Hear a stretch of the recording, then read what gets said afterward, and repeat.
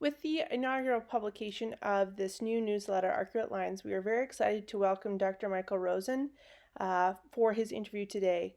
We'll be discussing the abstract that was recently presented at the American College of Surgeons, No Winning the Battle of the Bulge.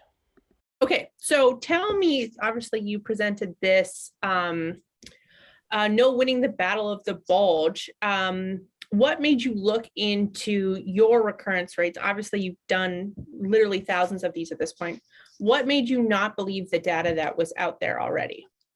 Okay, well, so first of all, I think one of the most important things about anybody who does any procedure, and certainly if you do a procedure a lot, is that you kind of take a moment in time and pause and actually figure out what your results are. So, when we looked at this, to be honest, I thought the results would be better than what they were. I've been doing this for a long time. There's a lot of patients from our whole group in that study. And a lot of this was just to look at what we did and what our outcomes were. And I think that that's, the lesson to learn here is that long-term follow-up is humbling, especially in hernia surgery. And so, we set out to show what our results were. And I think, we were faced with coming to grips with results that weren't as good as we expected them to be. I think there's a lot of nuances and complexity and kind of understanding the results. But the short answer is it certainly wasn't what we thought it would be. So how did you define recurrence? Because in the abstract that we have, you said composite recurrence. So how did you actually define recurrence in this study?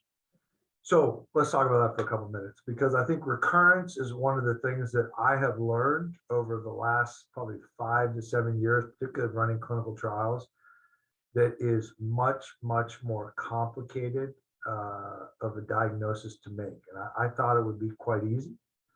So okay. So as I was saying, listen, I think that this is one of the things in hernia surgery that until you take a moment and pause, a lot of us don't really understand how hard it is to define recurrence. And I think that it's one of the things that has really hampered our ability to appropriately interpret the literature, set reasonable expectations for ourselves and for our patients. And when you think about recurrence, what I always kind of like to tell folks is there's a lot of different perspectives and they don't always align. And even some of the things that we think are gold standards don't necessarily have 100% specificity, 100% sensitivity. So in this trial, what we did, and I'll just give a general of how I think that recurrence should be reported moving forward in all series and all types of trials, because it's often a mix. You have probably the most specific would be based on CT scans. And even with CT scans, interestingly enough, just to make this clear, for all of our randomized controlled trials, we have every CT scan reviewed by 3 blinded surgeons with expertise in abdominal wall reconstruction. And they're blinded to the technique, they're blinded to the surgeon, they're blinded to the mesh. And we still don't get 100% agreement on what a recurrence is. And it can be extremely difficult because sometimes there's kind of bulging of the fascia that, without having an exam of the patient and correlating it, it's hard to tell for sure what that is. Sometimes there's fractures of the mesh. Sometimes people just disagree on where they think is a defect in the mesh of the fascia. So there is still some disagreement in the CT scan. So that's one way that we looked at it. The other way is based on clinical exam by the surgeon. And obviously that's not quite as accurate or reliable, I guess, as a CT scan. But, and there's some bias in there because you're the surgeon who operated on the patient. And obviously this is a technical sport. None of us want to think we have recurrences. And then the final piece, and we'll talk about this maybe later on in this trial, which is also kind of very interesting, is the patient's perspective on whether or not they feel like they have a hernia or they feel like they have a bulge in the area. And where things get even more complicated and why this is hard to report is sometimes patients have all three and all three don't agree. Sometimes patients have two of the three and they don't agree. And sometimes people have one of them, and let's just say it's the bulge question. And maybe that's the most sensitive question, but not necessarily the most specific. And so the best way that we have found to report recurrence, and this is hard for surgeons to kind of conceptualize, but I really, if everybody could just take a moment and suspend the definitiveness of what it takes to be a surgeon, is that um, really, I think recurrence rate should be reported as kind of a confidence interval from perhaps the most specific test to the most sensitive test. And we call that, the way we report that now is what we call as a sensitivity analysis. And so we report a composite score, which is kind of where different things will trump different things. And then we report a range, which would be, you know, if you have a CT scan or clinical exam, that will trump the bulge. And then to the other end, where every bulge is considered a recurrence.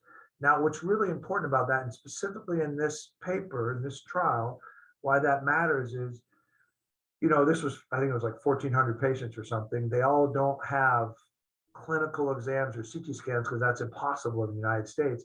So a lot of them have patient reported outcome only. So this is heavily reported or heavily biased to potentially the bulge question. And so you might have, this is very sensitive, but at the end of the day, and maybe we can talk about this next, the people with the bulges didn't have normal abdominal wall function. So a bulge is not an irrelevant finding. So in terms of stratifying, like what is the, I guess, you know, when you're saying that you're kind of reporting in confidence intervals, especially with, you know, really taking into account what the patient experiences versus, you know, what you're looking on an exam or imaging, what do you find is like, would you say would be your true marker of a recurrence? Is it what you see on a CT scan? Is it like, hey, my patient's actually very satisfied, they don't have a bulge and they have a functional abdominal wall, regardless of what the imaging shows? Yeah, it's funny. So I have to tell you, I think as a group of surgeons, particularly hernia surgeons, we should move away from recurrence. Personally, I think like I said, it's very hard to measure. Oh, and the one thing I forgot to mention, if you look at a lot of other studies too, a lot of other studies that report recurrence rates report it based on administrative data. This is very common in Europe, where they look at if you had another operation for your hernia. So that's, you know, you might be missing 30% of the recurrences for that. Now, maybe that's the most clinically relevant. That's fine. But keep in mind that, you know, all these different ways to report it are all there. And then we're supposed to compare one study to the next. So what matters the most?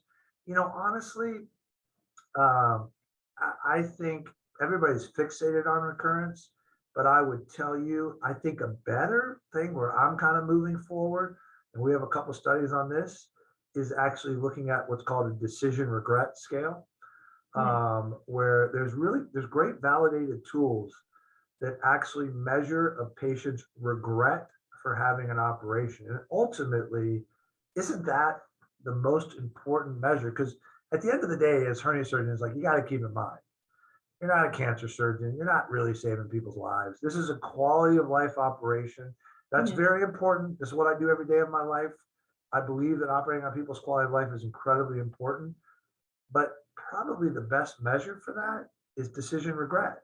And sometimes, you know, the most complicated cases, they might be so much better, but they have a small recurrence that they don't care about. So although we all love to talk about either how great our recurrence rate is, or we all get hysterical when the recurrence rate is higher than we expect it to be, or we get upset that a patient has a bulge, at the end of the day, if patients are happy with their outcome, that's all that should matter. I just wanted to put in a different perspective for Mike to comment on. This importance given to the patient feeling a bulge and worrying about a recurrence, and obviously you're saying it's a very sensitive marker and you're measuring that in the outcomes. I suspect, I'm not sure, I have no basis for being sure, but I suspect that if you track 1,000 patients from India or other parts of Asia, unless they have pain or something really gross, like an actual hernia, which is clinically evident, they probably wouldn't notice it. They're busy with their own lives and their struggles, and they probably wouldn't notice a bulge. And for them, the same equivalent operations may then become much more successful in that sense. So, wouldn't this introduce a lot of subjectivity into analyzing outcomes depending on your patient population? Yeah, I mean, so I can't comment on like other countries and different people's perspective, but I can respond with some data. I don't think it was in the abstract. It was in the paper that hopefully one day will get published soon. But I'll share with you. Um, Based on our data, you would actually be wrong. And I actually thought the same thing that you did. And I was a little bit kind of suspect of, look, these people are just saying they have a bulge. This is not clinically relevant. Like, come on. Like, they're not getting surgery. I'm a great, surgeon. Look how great I am. And you better be happy. And so we actually broke the data up to actually try to answer this specific question. And when you've done over 1,000, you have all that data, you can actually do some of these kind of subgroup analysis. So let me just share it with you. So we actually broke up the people who had a bulge but did not have a clinical or radiographic recurrence and compared it to people who didn't have a bulge and didn't have a clinical or radiographic recurrence. And we compared them based on their Hercules score, which is it's basically a measure of abdominal wall function from 0 to 100. And they were statistically different. And the people who had a bulge had worse abdominal wall function than the people who did not have a bulge. So what that tells me is these are clinically relevant, and these bulges do affect these patients. And I agree with you, while it may or may not require reoperation, I mean, I think it's going to take 10 years to figure that out. But what I do think it should make all of us do as scientists, as researchers, is kind of take a pause and say, is this really the cure that we thought it was? And I'll be honest with you, I did not think that if you called up called up all my patients, a quarter of them would say that they still have a bulge and it's affecting their abdominal wall function. So I'm not saying this was like easy data for me to stomach and like deal with. But at the end of the day, the data is the data, and these people are different. And I think that, I think as you move forward on in your career and you've accomplished the technical feat of these procedures, it's okay to kind of have the confidence to step back a little bit and be like, and just to give you like a little, I mean, Rob, I don't know what it's like in India, but in the US, the greatest surgeons in the world are all pancreatic surgeons. And 95% of their patients die within 5 years. And they don't seem to be shook up by that. And you know why they say that? Just so you know, they say that because it's tumor biology and there's nothing they can do. So is it time for us as surgeons to say, hey, you know what? Hernia biology is extremely complicated. And the collagen and the scarring and the healing and what we currently have today isn't doing, it's still doing well, and it's still a good operation, it's still successful, but it's not as good as we thought it was. And so should we, as particularly all the young folks, say we can still improve upon this? You haven't reached the end, and that doesn't make me a failure or my patients wrong. It's just the data. And the data is the data. And I agree with you, there's nuance in how you interpret it. But at the end of the day, these aren't just bulges. These really are clinically significant bulges that are that were surprising to our group. And you know, and I don't know if it would be the same in another country. I don't know if it would be the same if people were thinner.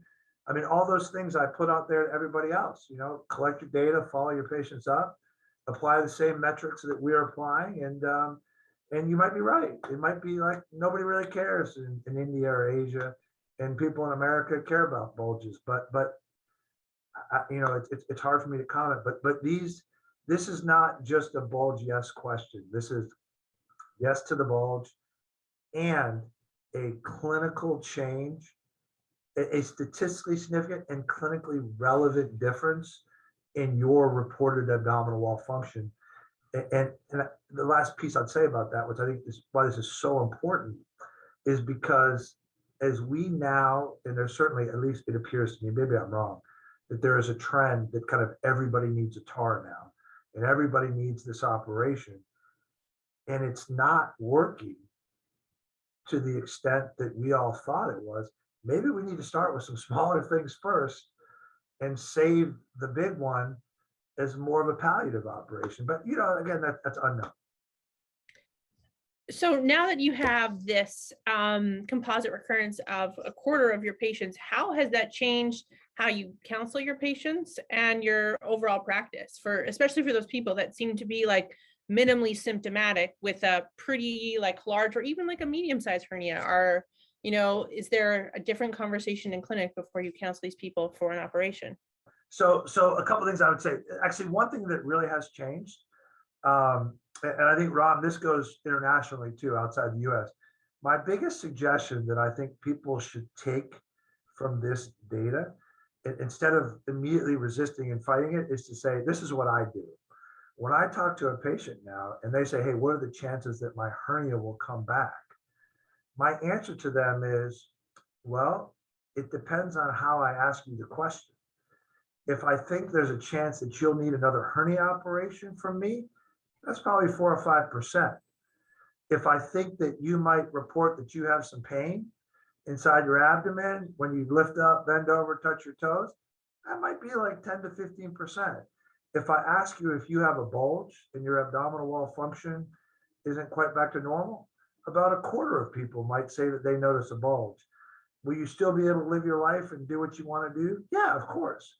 But you know, these operations, they have side effects, they have consequences. And you know, the reality is, and this is part of this data as well, is that, I mean, I'm certainly seeing like a spectrum of hernias that are like a couple standard deviations away from folks.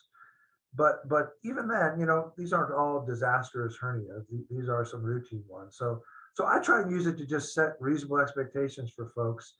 And the final piece that I do, and I would like to implore this to your audience, is another reference to another surgical group that I think has it much better and really has thought it through much better than we have as hernia surgeons, is orthopedic surgeons. You know, if you go and you get your hip done, you get your knee done, they tell you straight up, this is going to last 10 years. After 10 years, due to wear and tear, you're going to need this done again. And there's no apologies. And it doesn't mean that they're not good surgeons, or they don't have good technique, or they don't know what they're doing, or they don't like the operation. It's just the fact that they do a mechanical operation that gets strained every day for the rest of their life. And they recognize that most orthopedic disease is a chronic problem. And I think that, to me, the real message of this paper is that hernia disease is a chronic problem. And you know, if you look at the best papers ever written about hernia surgery, you know, they do report recurrence rates. If you look at Lewandike's, that's the paper that everybody cites about why we must use mesh. It's in the New England Journal of Medicine. They have the same recurrence rate that we do. We're right on par with them. So I think that, you know, if you look at it rigorously and you measure this stuff, it's always higher than you think it is, especially when you get enough patients to kind of, you know, experience your failures. So especially now, as some of the new or companies are making new bioabsorbable meshes. And, your recurrence rates is a little bit higher than I think everyone ever thought it was. What is your thought on, using the bioreabsorbable meshes instead of a synthetic? If you're going to say, hey, you got a 25% chance that this is coming back in some way. Do you think it's appropriate in those situations? Or are you like, listen, I still think, synthetic is cheaper. It seems to be doing just fine. There really isn't a big wound complication. What are your thoughts on that? So I don't have a lot of experience with those. I don't really use those too much in my practice anymore. So I think it's a great question. And I mean, I think it's unanswered. I think that it should be put to the test. I think if you want, I could postulate, I think that like everything in life, there will be good and bad. So, the good of these absorbable meshes are that you won't have a mesh in you for the rest of your life. I think there is bad that your recurrence rate will probably be higher. So if it's, 28% with synthetic mesh, then it is likely that it will be higher, 4 or 5 years later with an absorbable mesh. I think that should be studied. I think we need more data on that. I think that, nobody knows the answer to that question, but I think it's extremely relevant. But as you said, these things are really expensive. And so, I mean, if you kind of did the math, if you ended up doing my next 1,400 TARs with an absorbable synthetic mesh, like, the Cleveland Clinic will go bankrupt. So I think that has to be for the right group of patients with the right technique. And I think those things right now are very early in our kind of understanding. And I think that there is some appeal to them. But again, like I'm a little different. I think approach it with caution. Let's get some good data, and then let's take it where the data shows us. If it's better, let's all use it. And if it's not, use the cheapest, polypropylene mesh you can get your hands on.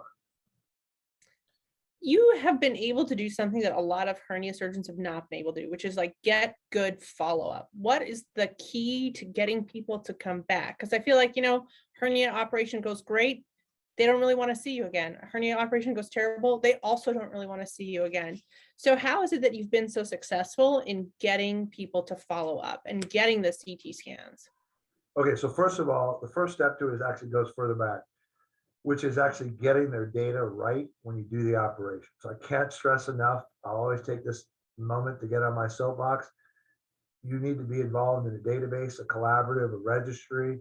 Obviously, I'm involved in the Abdominal Core Health Collaborative. There's multiple different ones out there, but you need to collect your data prospectively at the point of surgery so that we know exactly what we did and we know what our outcomes are. The long-term stuff, listen, it's hard for us.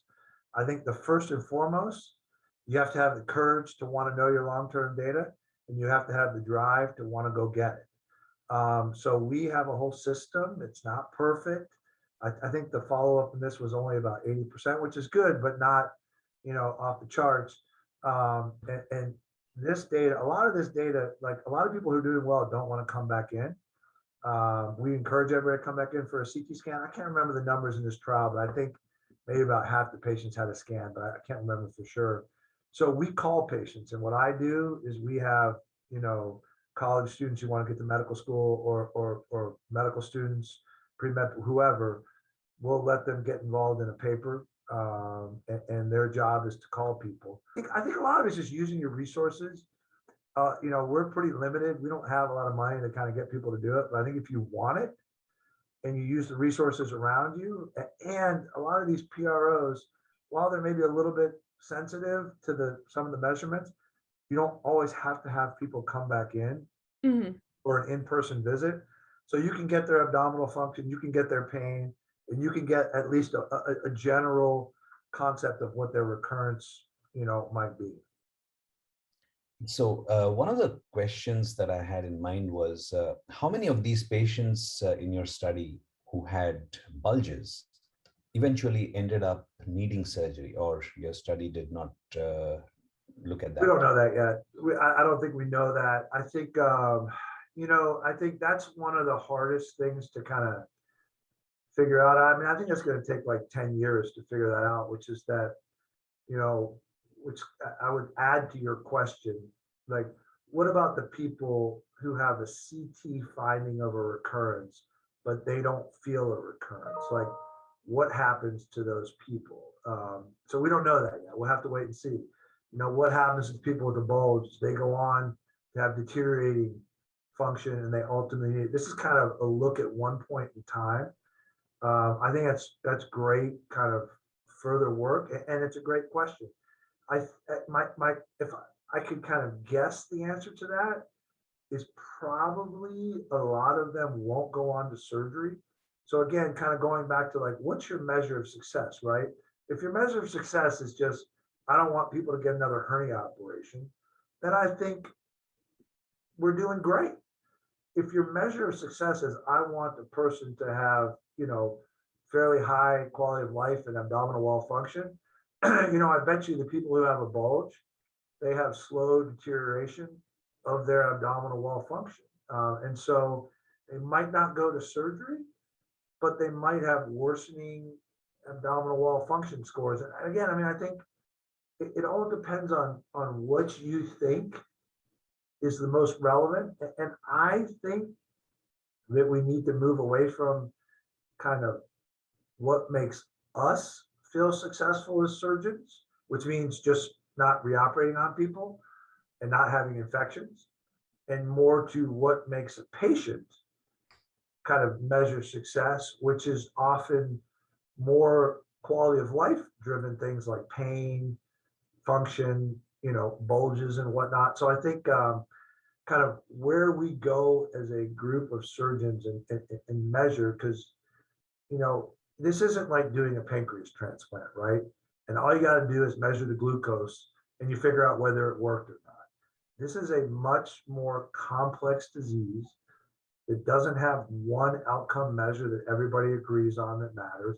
And all of the outcome measures are hard to quantify and are hard to measure. And I think that as you get deeper and deeper into this field, and honestly, you kind of move away from trying to show that like what I'm doing is the best, then you get to kind of this free zone of, there's so many more questions and there's so many more things that it's okay that we haven't figured it out.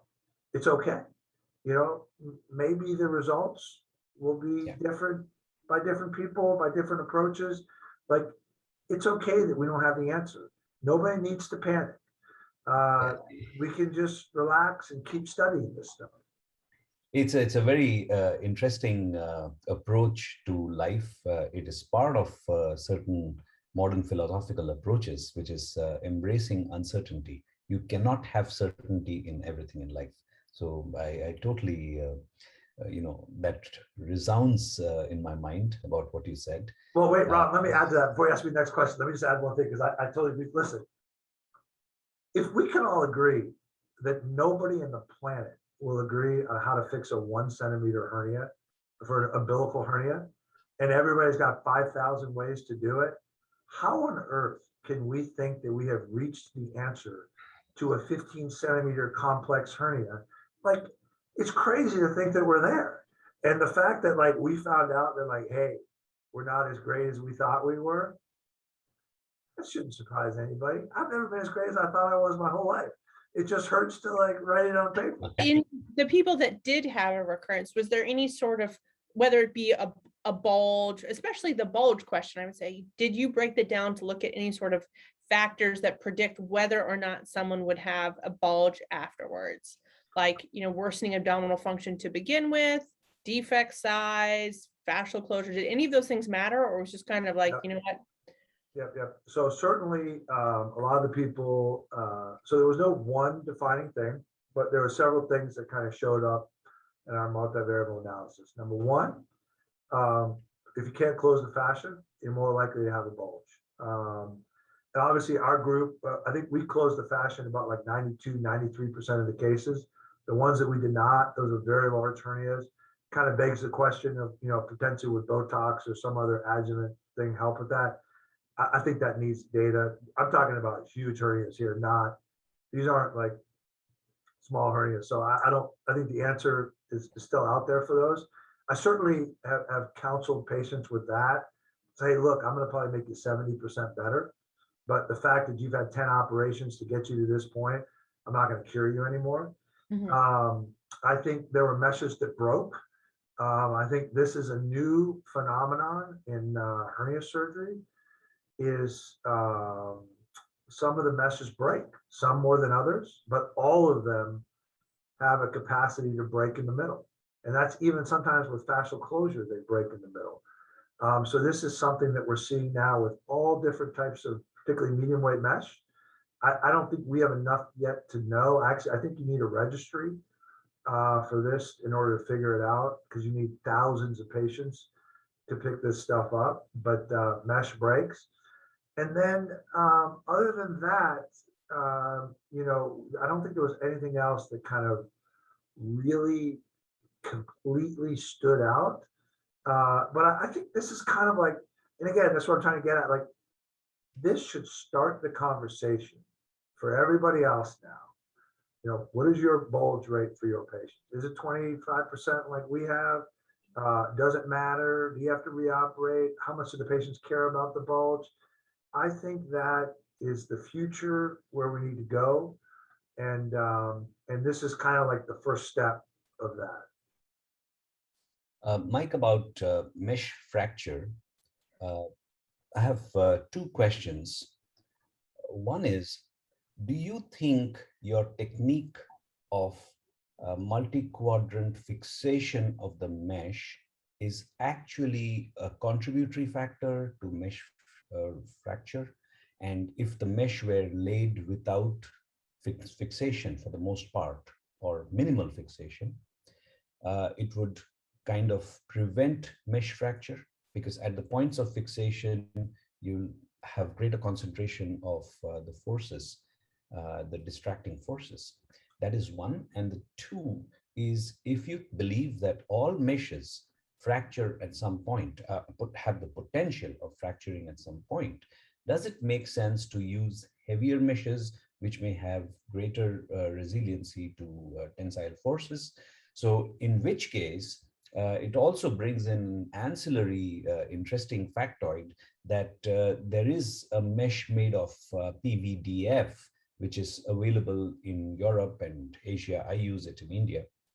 And that is not used in the US. I think it's not FDA approved or something. It weighs, I think, 138 grams, if I'm not mistaken. And it's a pretty strong mesh. So I'm thinking whether there are ways out of mesh fracture by simply using a better engineering of the product. Okay, so let me take the second one first. So the second one, I totally agree with you. So interestingly, and if anybody hadn't read it, we just got published. It's in JAMA Surgery. It's 350 patients. It's a randomized controlled trial. Patients are blinded. Medium weight mesh versus heavyweight mesh. Open retromuscular, 350 patients, and it's looking at 1-year outcomes.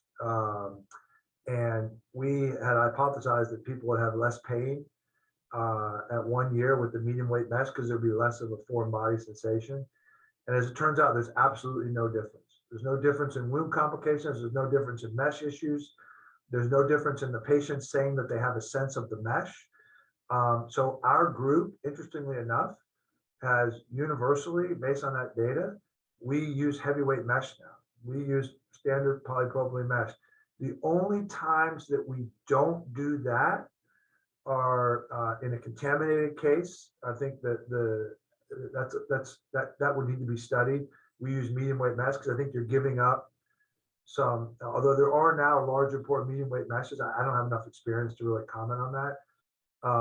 So in contaminated cases, like, peristomal hernias, and then the only other time we use it is right now, the only 50 by 50 piece of mesh made is medium weight mesh. But if that was a heavyweight mesh, that would be my preference. I don't have any experience with the other type of mesh you mentioned, but I would just be honest and say that I think that, like everything in hernia surgery, because of heavy marketing claims about the superiority of lighter medium weight mesh, too much foreign body, that we all just accepted that without clinical data. and the pendulum swung way too far to lighter weight materials. And I think that probably heavyweight mesh is better. Now, I don't know how heavy, and there's issues with the weight of the material, the porosity of the material. So like with all of those caveats, and I think that would require further study, but I am now open, clean, retromuscular surgery, as long as it can tolerate a 30 by 30. I'm heavyweight mesh 100% of the time for those reasons. Now, as far as fracturing and fixation, yeah, I mean, I don't know. It's a good question. There was some work I did with Medtronic a couple years ago, and they had some kind of computerized models that perhaps the TAR, because of its change in compliance to the abdominal wall, was leading to fracturing of the mesh. I think that's interesting, not easy to prove clinically, and certainly can't be done in a trial. The meshes are breaking in the middle, not out toward the edges. And some of them are breaking, 18 months later, where they had a normal CT scan at 1 year, and then 18 months they're breaking. So it's hard for me to really attribute that to transfascial sutures. But just to give you a little peek into the future, we actually just finished, it's 325 patients. It's a randomized controlled trial of fixation versus no fixation. And I want to be clear about that. That's no tissue, no glues, no couple sutures here and there. It's either 0 sutures or 8 sutures, open retromuscular repair, 325 patients. We'll have 1 year follow-up in about 6 months. And I don't think we'll answer the question of fracture, but we'll answer the question of whether or not you need sutures for, at least 1 year hernia recurrence rate. So yeah, it's a great question. I think within that group of patients, maybe we'll follow them for 5 years and get the answer of whether or not one group was fracturing more than the other. But I think, again, to me, it is foolish for us as surgeons to think that if you put a biomaterial into a human being where it is constantly being stressed every second of every day, there will not be mechanical failures. That happens in everything in life. The more important thing would be if we all contributed to the databases and we figured out, what is the rate? If it's 1 to 2%, so be it. If it's 10 to 15%, well, that might need an alteration, and we can look at this. But again, these are easy to hypothesize over, but I think, all I know is fractures are real, and they can be incredibly complicated to fix, especially when you've already done a TAR. You burned a pretty big bridge. And actually, Ron, to your point, just so you know, it's interesting. This is why we need more data. That mesh, which is to me kind of the quintessential heavyweight mesh that most people think of as heavyweight mesh, it's only 76 grams per meter squared is what Prolene mesh is. So that spectrum of heavyweight is actually quite wide.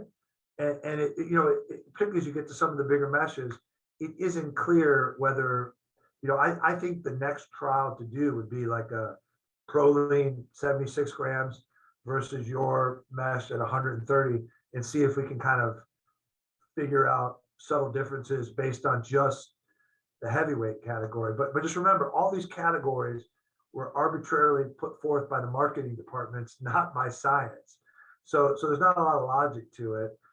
So you have conquered fixation, you're looking at recurrence, you have addressed, mesh type. What is the next thing that you're like, listen, this needs to be studied? Okay, so we have two big other than the robot, because I know that the robot's in there. Well, no, the robot, we just finished an ETEP versus IPOG trial. It's a multi-center trial, and we'll have some data in the short term on that, hopefully soon. So I think that will be an interesting trial. That's run by Clayton Petro. We're about to start, I think, 2 big trials to stay tuned for, but it'll be a couple years till we're done. Is number one, actually the biggest issue for our group right now, and this is on 3 randomized controlled trials, all of them totaling about almost 1,000 patients in randomized controlled trials, our ileus rate is about 18%. It's unbelievable. And that is an ileus with an NG tube. So there is something about doing abdominal wall reconstruction that we are seeing. And again, like we probably do 10 of these a week at the clinic. And you're talking about 2 or 3 people, it doubles their length of stay, increases cost. So I'm very interested and we're about to start a trial of looking at different ways to reduce the rate of ileus, because I think this, at least for our group, this is the most pressing clinical outcome that really needs to be addressed. That's one. And number two, just kind of is something different. Hans Jaco in the Netherlands has gotten me into this. We're actually just about to start it. It's a trial of looking at whether music delivered intraoperatively to the patients. It's a blinded trial, will reduce post-op pain. And I really like it because I'm really interested in looking at like the least expensive way to give the best care for patients. And then my last thing I'll tell you, what I'm really excited about that we're doing is Ben Miller, who's our current fellow, through work with Will Hope. We've actually, our Cleveland Clinic Innovations have reverse engineered this device that we put on a coker, and we can measure the tension in the fascia. And we're going to actually study 100 TARs, and we're going to figure out in actual patients with hernias, when you do different releases, what is allowing the anterior fascia to come together and what is allowing the posterior fascia to come together. And maybe one day in the future, we'll have a device that hooks onto a robot arm and the surgeon can pull and perhaps make a decision about, do you need to do a fascial release at all, or can you just close these people up safely? And the second part of that, which I think is also really interesting, we have a second study where nobody's really done this, where, we all say we do tension-free hernia repair, but we all really know that's not true, because there's always tension on the abdominal wall. So nobody's actually measured what the baseline tension, so-called physiologic tension in somebody's abdomen is. And so we're going to take 100 laparotomies for things other than hernia surgery. And once they cut them open, we'll measure the tension required to bring them back to the midline. And when you really think about that, that should be the distinction of, if you can return somebody to, if it takes 3 millimeters of mercury to pull a native abdominal wall back to the midline, then you only need enough releases to get a baseline of 3 millimeters of mercury. So that's in the future too. And who knows, we'll come up with something better to make bulges go away too, so everybody can be happy again. Interestingly, very, very close to what you just said about measuring tension and pulling the edges together and all that. I'm sure you're aware that there is now a German device called FascioTense, which is basically abdominal wall facial traction device. And the Europeans are now all gaga about it, and they're marketing it as a tar killer. So they're showing closure of open abdomen as well as significantly impressive defects, 25, 30 centimeters, 10 times recurrence cases. So obviously it's not been studied for any period of time yet, but there are some serious people talking seriously about facial traction and avoiding tar. So 2 questions is, do you think a component release has its own undesirable and significant morbidity that should be avoided as far as possible? And number 2, do you think facial traction to allow defects to be closed and preventing component separation is an advance in thinking? Okay, so first of all, yeah, I think if you could avoid doing TARs, you should avoid doing TARs.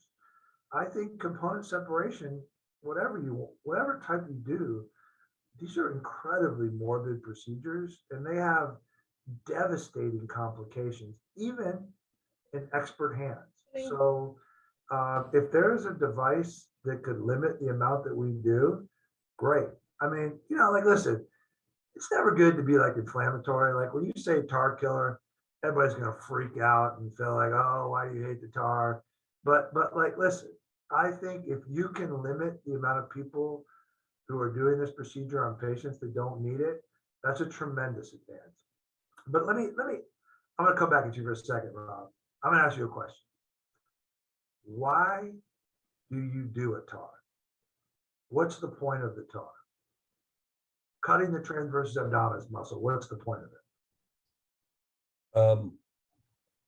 Closure of complex defects, large defects. What are you closing based on the tar? I'm sorry? What is actually happening to allow, what are you're closing the anterior fascia because you do a tar? Both Okay. posterior as well as anterior, but primarily it allows you to isolate the mesh from the visceral spaces. Okay, so let me like give everybody some bad news. We were wrong about what a tar does. It's not that a tar isn't very effective, but in my opinion, a tar, and we'll obviously do this in the Miller time study, a tar has nothing to do with closing defects. Neither does an anterior component separation. Everything that has to do with closing a defect is the internal compliance of the abdominal wall and the natural elasticity. And that is unique in every single patient and is difficult to measure. So the truth about tar, anterior component separation, reefs, all this stuff is that they work incredibly well when you don't need them. And when you really, really need them, nothing works. So let me tell you why you do a tar though, because this is really important. And I can't stress enough why this really matters, particularly as like younger people and less experienced people are running around doing all this retromuscular surgery, is that, and they need to understand why they're doing it. And it doesn't make it any less important. It just makes it the right reason why you're doing it. When you cut the transversus abdominis muscle, it gives you access to the preperitoneal, retroperitoneal space. And what that does is there's two things that happen. The posterior sheath comes together much easier. That's what a tar does. That's the mechanical advantage of a tar. And that really matters because if the posterior sheath doesn't stay together, you get an interstitial hernia and they can be quite devastating and they can be early problems. This is the whole thing about ETAP is when you're closing all these things under too much tension, they're breaking down. And so the answer to that is you're not doing a tar because you need the anterior fascia to come together. You're doing it because there's too much tension. So when you're doing a tar or a retromuscular case and the posterior sheath is under tension, that's why you're doing the tar. And the second reason is because when you get out in the retroperitoneum, if you believe that you need a wider piece of mesh, which I think some people don't, and they might be right, but it allows you to put a much wider piece of mesh without using skin flaps to get fixation. And if everybody could just listen, it has nothing to do with the anterior fascia. That doesn't make it less important. That doesn't make it less relevant. You can still bill for your component separation, that's fine. But as a surgeon, you must know what it does so that you use it appropriately. And so if you can kind of conceptualize it that way. So to answer your question, like, look, if the traction devices allow you to minimize the amount of releases, they're tremendous advances. If they allow you to not do any releases at all and do an onlay or intraperitoneal sublay or even a retromuscular case, that's phenomenal. Like, why wouldn't that be great? Why would you ever want to do a tar on somebody that doesn't need it, especially when if you believe that your results are not going to be better than my results, it's not successful a lot of the times. And there's huge complications. So yeah, I think that's great. I welcome the day that I don't have to do all these tars. So I'm going to follow up that question and that answer with, That's one of the big arguments is that, Botox is beneficial because you don't need to do a component separation. But the question is, let's say you don't need to do the component separation. Part of the reason, especially in people that have really narrow retrorectus spaces, is you need to get, wide mesh overlap. So Botox or not, you're not really going to save yourself from a component separation. You're making space. So with these new fascial closure devices, do you put in as much mesh? Where do you put the mesh? What are your thoughts on that? Well, so it's interesting. We're trying to put together a trial with Botox, and it's actually been really difficult because one of the things that I thought would be really kind of fascinating to prove would be just that, which I think Botox would be worth it if you limited the amount of component separations that were done. But this is where, like, when you really try and measure things in clinical trials, like, the truth comes out. And this is where I kind of mentioned that to you, Ram, is that this is where you got to kind of ask yourself, well, wait a second, why am I doing the TAR? I'm doing the TAR to put a big piece of mesh in because that's my bias. And is Botox going to make me change that? I'm not so sure. And to Charlotte, your point, most people that have an 8 to 9 centimeter rectus muscle width, they don't have a tremendously complex defect because their abdomen isn't scarred up. Mhm. And so you could use Botox in those people, but you probably could have just done a restoker in those people either. So that's where it gets tough. So then the second part of this, and this goes back to kind of my history of endoscopic component separation. You could do all these sexy releases and do all these cool things, but at the end of the day, you got to figure out, okay, where am I putting the mesh? And so, for the traction devices, what I think would be cool is if they did an intraperitoneal onlay, like an IPOM open, with just maybe a smaller piece of mesh, and study if that's all you need. Maybe that's all you need. I mean, my bias is to put these big pieces of mesh, but as I'm getting older, I recognize that it's just my bias, and there's not a ton of evidence that a smaller piece of mesh wouldn't be adequate. Or maybe those are the people that you do an onlay. And there's certainly great data that an onlay works. I think that the tricky part about retromuscular surgery is that the people with the narrow rectus muscles are people with complex defects, and they're getting TARs because you want to put a big piece of mesh, not because anything's anteriorly is coming together. Mhm. And so, and relieve the tension on the posterior sheath. So, measuring those things clinically in trials and stuff, because there's so much bias that goes into that, it's really tough.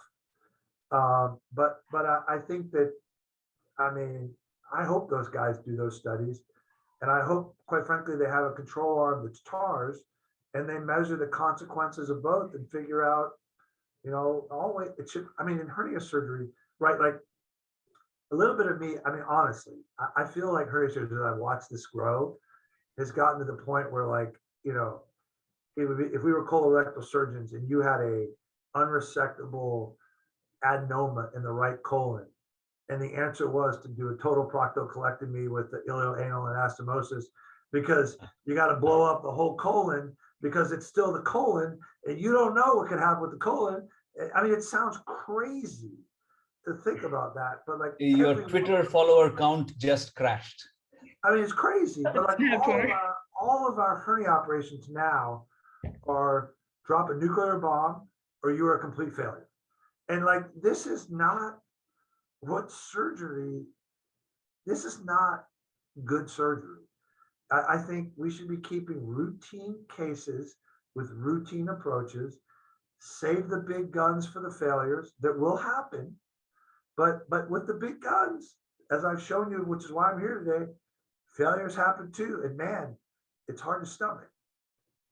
You initially did have issues with the rosy predictions for IPOM meshes, I think several years back. And so you were one of the important factors, I believe, to swing the general practice mood away from IPOMs. Not the only person, but one of several important factors. I'm culprit.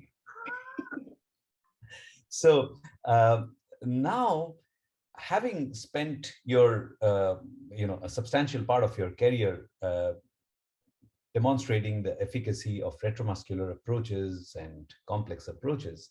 Now you're turning the clock back and saying that no, this really isn't good. And so you're going back on what you've spent many, many years doing. How do you respond to that? Well, I mean, Rob, like, how in life, as you get older and you grow up and you become more mature and you have perspective, do you come to grips with the fact that you might not have been right? And I think I was wrong. And I think that I had a too simplistic view of hernia surgery. I think number one. I think number two is, honestly, when I kind of had this change in my perspective on this, quite frankly, is when the Quality Collaborative happened, and I actually was able to see, hundreds of surgeons' data and hundreds of surgeons' practice, and not just mine. And like a light bulb went off in my head, where I realized that most people don't have the practice that I do. They don't do 250 complex ab walls a year, and they are surgeons trying to take good care of patients, and they want to help their patients. And so a couple things that I've realized that have kind of taken me on this loop is I am seeing these big complex hernias. And in these big complex hernias, I still believe that open retromuscular hernia repair is the best approach. And the IPOM mesh in these large hernias is not the best approach. But what happened is this gets lost in translation. And so when I'm up on the podium, I'm talking about me as a young guy, and I'm talking about what matters to me. And what a lot of young surgeons who don't realize that everybody else in the audience has the opposite practice of that. And what I finally realized is, I see 5% at most of routine hernias, straightforward umbilicals, small recurrences. I do lap IPOMs in all of them. And to my knowledge, I mean, they do fine, and they've done fine for years. And so what happened is, I think that my kind of excitement about retromuscular repair and my kind of desire to teach and do all that stuff took me down a path where I was teaching people to do this operation, and they were interpreting it for small routine hernias. And fast forward to the robot, which is an incredibly, helpful tool, and it's done a lot of great things and will continue to do great things. But now the threshold and the barriers to doing retromuscular surgery have gone down and down and down. And so now, as I see these complex retromuscular things being done for small hernias, with really the only measurable benefit that I'm aware of is to get the mesh outside the peritoneal cavity for small hernias, it has made me pause. And what I now realize, and this is what's taken me a long time, is nothing is perfect, right? And everything has issues. And so, of course, intraperitoneal mesh can cause problems. Obviously it can. But putting all the effort in getting the mesh outside the peritoneal cavity and cutting all these muscles, cutting all these nerves, cutting all these blood vessels, trying to close up all these layers, has its own set of problems and complications. And I am concerned that in the average surgeon's hands out there fixing hernias, not the experts, but the vast majority of hernias, the routine people who are out there doing all these advanced procedures, their complications for attempting to get the mesh outside the peritoneal cavity are greater than the theoretical downside of intraperitoneal mesh. So my message to everybody is, for small, straightforward things, there's nothing wrong with an IPOM. And if it fails, advance to retromuscular surgery. And if that fails, bring out the TAR. But every time, the failure rate of a lap IPOM is probably 10, 50% at the worst case scenario for these small hernias. That means 90% of people, that's all they needed. So I think, I hope that answers your question, because I think it's okay to be a young zealot. I love that. I love that about people. I think young people should be zealots, and you should think you know it all, and you should get up on the stage and you should believe in it. But somebody has to be the adult in the room and be like, just wait 20 years, wait till you see things that happen that you never believed could have happened in your hands. And you take some of that humble pie and you start seeing all the people sent to you with all these retromuscular disasters. And you'll question, like, maybe I wasn't right. And then my hope is everybody in life, as you get older, have the confidence to say you were wrong. That's what's missing in the world. Uh, you know, there's one thing which you might remember. It's a quote. You can use it if you like. It is hold strong opinions weakly, which is essentially, I think, what you do. Yeah, of course. So Well, you I mean, keep as you get older, like, changing. listen, if you, everybody, their first 5 to 10 years out of their career, I hope thinks they figured it out, because I sure thought I had. And then the rest of your life is figuring out that life is much more complicated than that. So, I went through my teenage years as a surgeon thinking I had figured it all out. And now I'm a little bit more of an adult and I realize, you know what? This is much more complicated than I thought it was. We got more work to do, and that's okay. Regarding what you said about IPOM, and as someone who is data driven, outcomes driven, you remember the 90s when IPOM started. Do we have any data? What happened to the IPOM patients of the 90s and the early 2000s? We have excellent 5-year data. We have great, fantastic 1-year data. But what about 20-year, 25-year, 15-year, 10-year data? Do we have any data on the long-term consequences, positive or negative, of IPOM? I mean, not that I'm aware of. I think the best study is that one. I think it's from Denmark that looked at all mesh, and it was like a 5 to 7% long-term complication rate.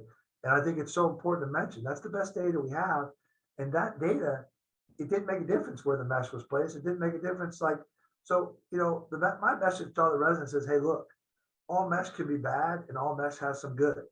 And to answer your question, I mean, where's the data? Like, where are the people flooding my clinic with all of this disastrous IPOM mesh? Like, there are certainly some. Of course, there are some. But there's many, many more people with lateral hernias after TARS, posterior sheath breakdowns after ETEPs, fistulas through retromuscular mesh. That's what I see now. So I think if you've been around long enough, what you realize is these things are hard. And when you start pushing them to the masses, the complication of the procedure you're pushing will go up. And then the pendulum swings back. And then somebody comes up with a new great idea that we should put mesh on people's, back. And then everybody starts putting mesh on people's back. And then we're like, oh, it's the greatest. Don't put mesh on people's front. That's terrible. And then all of a sudden, bad things start happening when everybody starts putting mesh on people's back. And you're like, oop, maybe. And somebody says, wait a second, maybe this isn't so great. And then when everybody's like, that guy sucks. He's terrible. Don't listen to him. He hates back mesh. He doesn't like it. And we go in this circle. And then eventually, things kind of shift back. And so I think, if you can, I think that's the point, right, Ram, is like, ask that question. Like, where is all of the bad? Because everybody has bad stuff. These are hard operations. The bad things happen. It's rarely and the other piece of this, which nobody ever really likes to mention, is, you know what? It probably has nothing to do with a TAR, an IPOM, the type of mesh. You know what it probably has to do with 99% of the time? The surgeon, which is never really controlled for in any of these series. And, none of us are as great as we think we are. So I think, again, I just postulate that question back to you, which is, there's all this mess that was put in. Like, where are the hundreds of thousands of people with all of these disasters? Like, they're just not there. It's not perfect, but maybe it's they're not spread as out. bad. Maybe they're Yeah. spread out. lots of people see these complications. Maybe the retromuscular complications come to you because they're the hardest to fix. Well, I think the problem with the IPOM is you're right, there's no data, there's no N. And so while we see a lot of like, oh my gosh, tax eroding through bowel, all that stuff, we blame the mesh, we blame the location of the mesh, we don't blame ourselves. And we have no idea actually how many people were getting intraperitoneal mesh. So you see one or two and it's devastating, and that's definitely a bias, but that's probably not actually what the data would show if we had access to it. I mean, I take out, I would tell you, 3 times the amount of infected mesh due to fistulas with retromuscular mesh than IPOM mesh, maybe 5 times. One of the most common operations I do now is a complete removal of retromuscular mesh after somebody did a TAR with an intercutaneous fistula going right through it. I'm just telling you. And Rob, I can't tell you because I don't know the denominator. It's a great question. And this is done robotic, open, whatever. But I'll tell you that it's some devastating stuff. And so, and the consequences of that are so much more devastating than taking out a small piece of infected IPOM mesh. It comes out, you close them up. If they get another hernia, you can always go back. You haven't resected their entire retromuscular space. So, I mean, I might be just seeing the small bit at the bottom of a funnel. That's a very fair comment. Or I might be the person who sees bad things first, and everybody should take a moment and listen to. Nobody knows what that is. Right. And incidentally, I see very strong parallels between modern hernia surgery and bariatric surgery. If you see, the pendulum has definitely moved in similar directions with the lap band, and then the movement away from prosthetic material near the GE junction into the sleeve became the bypass killer, and then sleeve, and suddenly the sleeve has fallen out of favor and bypasses back, and now people are going back into banding bypasses and bigger bypasses, stuff like that. So I think our pursuit of knowledge follows similar behavioral patterns. Well, Rob, you know why that is, though? And I think this is so important. And I'm guilty of this as everybody. Like, I give a whole grand rounds about this. This happens because young people like me get incredibly energized. And what they're writing about is it's not misleading, it's not untrue, but it is a quest to prove that their bias is right.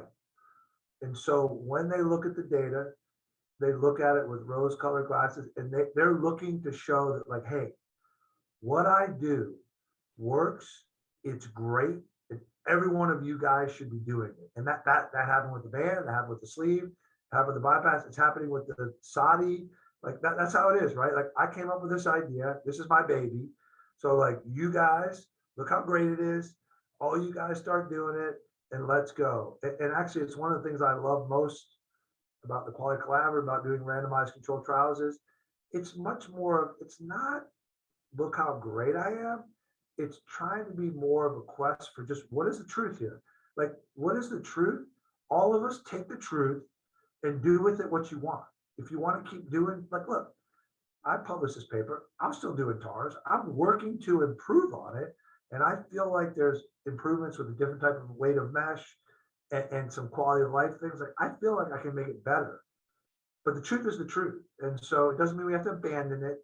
But I think that, and that happened with bariatrics, right? It's just, and there's a whole industry component, there's a conflict of interest component. And it's about, it's a lot more about look how great I am than a pursuit of surgical truth. And unfortunately, as surgeons, these are technical sports. We care a lot about it. Like, it's cool to be a great technical surgeon and have people watch you operate and say how great you are. And like, I mean, I like that. I'm not going to lie about that. That's enjoyable to me. Like, I take pride in that. But ultimately, at some point, you got to move along and realize, look, I will take my technical ability to do this operation with anybody in the planet. And here's my data. take it or leave it. I'm willing to get better, but like, this is it. This is the best I can do. So like, what do we need to do to get better? And I think if all surgical procedures did that and stopped with the bravado, we would have gotten to the truth. And the truth about bariatrics, right? It's subtle. Some people probably need a sleeve. Some people probably need a duodenal switch. Some people probably need a bypass. And if there were randomized controlled trials done appropriately without bias, you guys would have already had that answer. But it's because everybody does their single series of 1,000 cases to look how great I am, that everybody runs this way, everybody runs this way, everybody runs this way. It's ridiculous. So anyways, I think that's, to me, is the fun of this, and where I hope we move as the future. And people, you don't need to be threatened by it. Just embrace it. Awesome. You have anything else? Hey, Um, thank you. That's all I lots got. and lots of things can always come up in a conversation, but that would be never ending. So I would hold Mike to any further of my questioning or grilling. Mike, we are doing this newsletter, which is basically going to be an attempt to break down national barriers. And I would hope that this is a very broad-based platform for any general surgeon interested in hernia surgery, and not really like how, say, GSN is largely American. In that sense, this would be a global mode of communication. And it would be wonderful to have something from you explaining what you do once in a while. It could be in the form of an interview like this, or it could be an editorial, or a complex case, or a video, or whatever it is. We would love to have contributions from you and from your department as such. So I know you're pressed for time, but this is about hernia surgery, and you do care about it, right? And you do want, the right message to be spread amongst people as such. So you could spend, say, 15 minutes every 2 months and contribute something to that end. Well, I appreciate the invitation. I'm always happy to jump on and talk about stuff. We got plenty of controversial articles coming out soon, so I'm sure you guys will have plenty of material. Obviously, all my partners are heavily participating in this, so Charlotte knows them all. Get those guys involved too. They have a tremendous amount of expertise. Eventually, I'm just the old guy they push off at the corner. So don't be afraid to get some young people who think they have it all figured out and get them up there. They'll probably do a better job than me. But I appreciate it. Congratulations. I love the name, Arcuate Lines. It's one of my favorite spots. I go there every day. So good work. Good luck to you guys. Thank you so much, Mike. Take care. It's been fantastic. Take Bye-bye. care. Bye.